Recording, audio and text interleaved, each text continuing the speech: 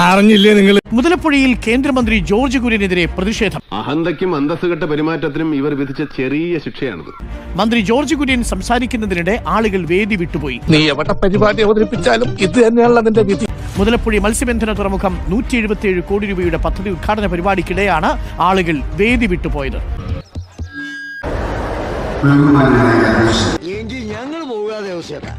രണ്ട് വാക്ക് സംസാരിക്കുമ്പോൾ തന്നെ വേദിയുടെ പിൻവശത്ത് നിന്ന് കടലിരമ്പ പോലെ ജനങ്ങൾ പുറത്തേക്ക് ഇറങ്ങിപ്പോകുന്ന കാഴ്ചയാണ് പിന്നാലെ കാണുന്നത്. ശത്രുക്കൾക്ക് പോലും കേരളത്തിൽ അടുത്ത കാലത്തൊന്നും BJP-യിൽ നിന്ന് ഒരു നേതാവിനും ഒരു കേന്ദ്രമന്ത്രിക്കും ഇത്തരത്തിലൊരു പ്രതികരണം നേരിടേണ്ടി വന്നിട്ടില്ല.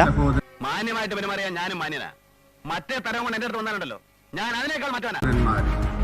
എല്ലാവരും ഓരോരുത്തരായിട്ട് സദസ്സിൽ നിന്ന് ഇറങ്ങിപ്പോകുന്ന കാഴ്ചയാണ് കണ്ടത്. എന്നെ നിങ്ങൾ അതിഥിയായി ക്ഷണിച്ചിരുത്തി ഇപ്പോൾ അന്യനാക്കി അപമാനിക്കാൻ നോക്കുന്നു. കത്തോലിക്ക സമൂഹത്തിന്റെ പ്രതിഷേധം എന്തായാലും കേന്ദ്രമന്ത്രി കൂടിയുള്ള ജോർജ് കുര്യന് കനത്ത ഒരു പ്രഹരം തന്നെയാണ്. ചുരുക്കം പറഞ്ഞ സോമനൂളയായി.